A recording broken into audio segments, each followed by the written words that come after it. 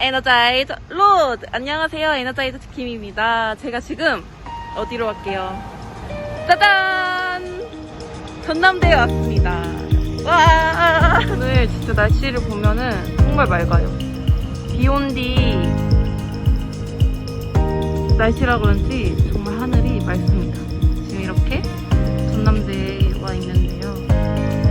실제로 우리가 수만 번 5.18 광주 민중항쟁에 대해서 듣는 것보다 이렇게 실제로 역사의 현장으로 오는 것이 중요하다라는 생각이 드는 것 같아요. 짠! 전남대에 온 이유는 반합의 반인 청년학생 공동행동은 이름 그대로 말해주는 것처럼 이제 청년학생들이 모인 단체입니다. 그렇다 보니까 여러 학교에서 혹은 여러 곳에서 일을 하는 청년들 혹은 학생들인데 저 같은 경우는 전남대 학생인 만큼 전남대에 먼저 오게 되었습니다.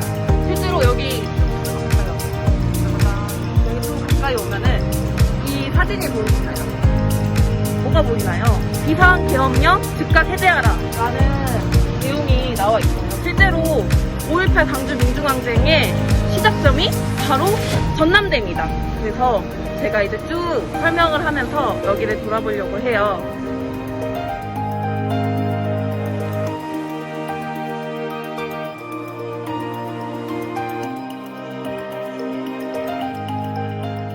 사진을 보면 5.18 광주 민중항쟁의 최초의 발암지입니다. 실제로 그때 당시에 전남대의 모습이 나와 있고 이때 전남대 학생들이 이런 이야기를 하죠. 전두환이라는 사람이 휴교령을 내리면 우리 학교 정문에서 모이자 라고 얘기를 해요. 실제로 계엄군이 휴교령을 내렸고 전남대 학생들은 이 정문에서 모이게 됩니다. 그러면서 이때 말하죠. 비상계엄 즉각 해체하라. 그리고 저기 보이는데 보장하라 노동상권이란 내용도 보입니다. 이렇게 계엄군과 학교 정문에서 전남대생들이 대치하고 있는 모습을 보여주고 있었어요. 자, 이동을 해서 이쪽으로 가보겠습니다.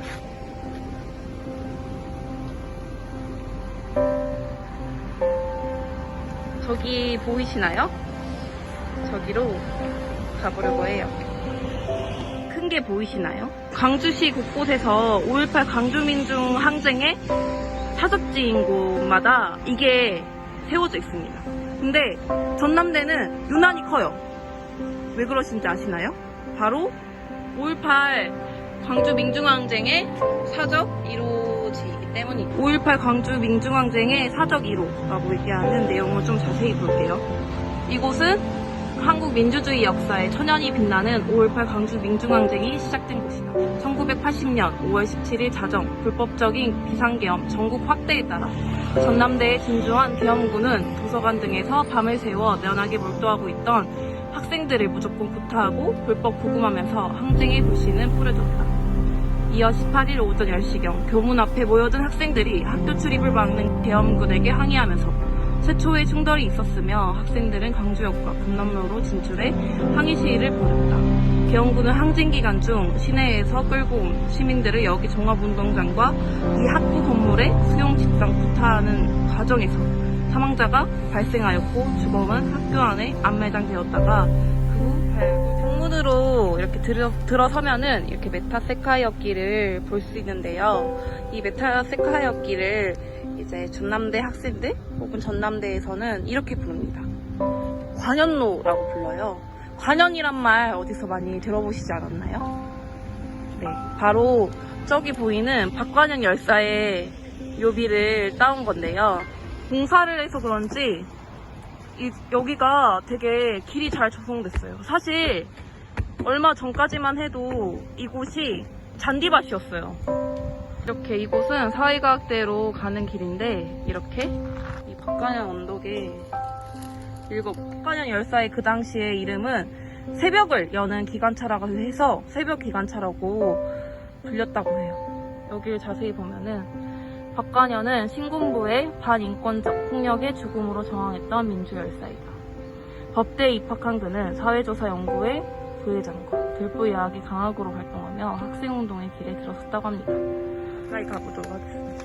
오늘 진짜 날씨가 너무 더워요. 이렇게 여름이 왔다는 걸 실감시켜주는 그런 날씨입니다. 박관현 열사의 혁명정신 계승비가 있습니다. 이렇게 사회과학대로 올라가는 길에 바로 옆에 혁명정신 계승비 박관현 열사비가 있어요. 그러면서 박관현 열사의 양력이 이렇게 쭉 나와 있습니다. 80년 당시 총학생회장 출신이었던 박관현 열사.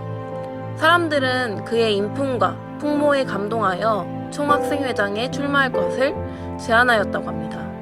당시 총학생회장은 구속을 각오하고 맡는 직책이었습니다. 학생운동의 지도부 역할을 했던 학생회는 권력의 하수인인 경찰들의 탄압 대상이었기 때문이었는데요. 수배 생활 끝에 82년 4월 경찰에 체포되십니다.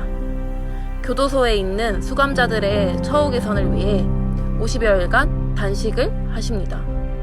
경결한 옥중 단식투쟁으로 끝내 폐혈증으로 사망하십니다. 박관현 열사가 병원에서 잠시 의식이 돌아왔을 때 간호를 하던 어머니와 누나에게 이런 말을 했다고 하는데요. 재소자 2,000명의 처우가 개선되도록 해왔으니 내 할 일은 다 했소. 어머니 죽어도 좋아요 라고 하셨다고 합니다.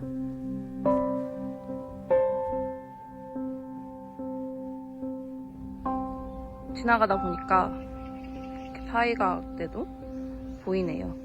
제가 이곳을 지나가 보도록 하겠습니다.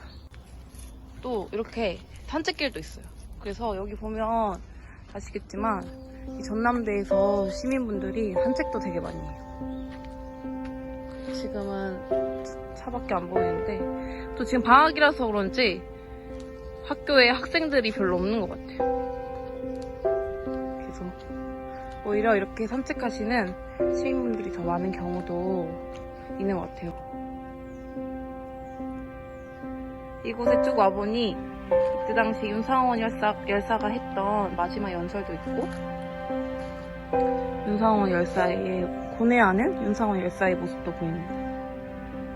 그리고 그때 당시에 5월 항쟁의 대변인이었던 윤상원 열사의 양력들도 나옵니다. 5.18 당시 시민군을 이끌었던 윤상원 열사.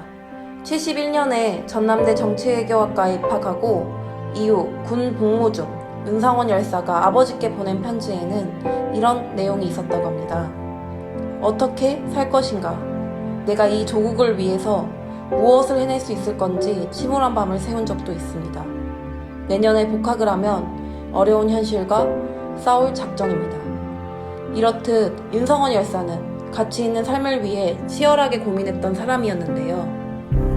노동운동을 하며 들불 야학에도 적극적으로 참여했다고 합니다.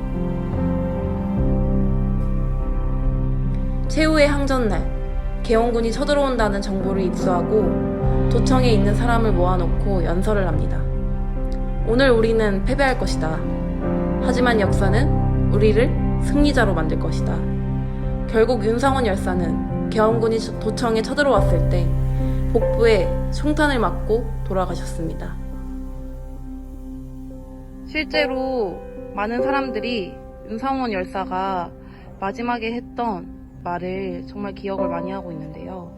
그때 마지막 연설을 보면은 이런 말을 하셨죠. 여러분, 우리는 저들에 맞서 끝까지 싸워야 합니다. 그냥 도청을 비워주게 되면 우리가 싸운 그동안의 투쟁은 헛수고가 되고 수없이 죽어간 영령들과 역사 앞에 죄인이 됩니다. 죽음을 두려워하지 말고 투쟁에 임합시다. 우리가 비록 저들의 총탄에 죽는다고 할지라도 그것이 우리가 영원히 사는 길입니다. 이 나라의 민주주의를 위해 끝까지 뭉쳐 싸워야 합니다. 그리하여 우리 모두가 불의에 대항하여 끝까지 싸웠다는 자랑스러운 기록을 남깁시다. 이 새벽을 넘기면 기필코 아침이 옵니다. 님을 위한 행진곡을 아시나요? 님을 위한 행진곡은 이제 민중의 노래라고도 하는데 윤상원 열사와 박기순 열사의 영원 결혼식 치르면서 이 님을 위한 행진곡을 작곡했다고 해요.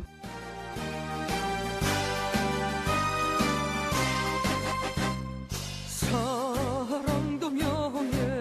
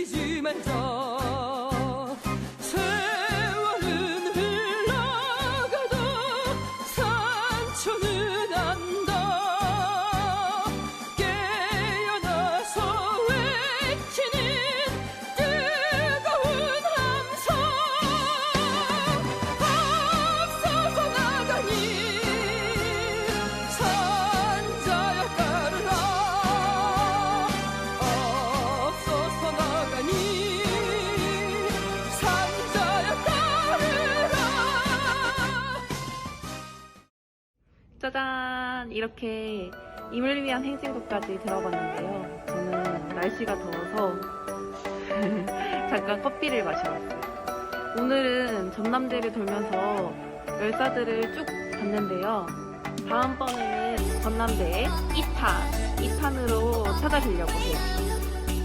그리고 이렇게 일상적으로 단일행동 브이로그를 하면서 앞으로 우리 스키니들의 일상을 에너자이즈 모두가 찾아보려고 하니까요.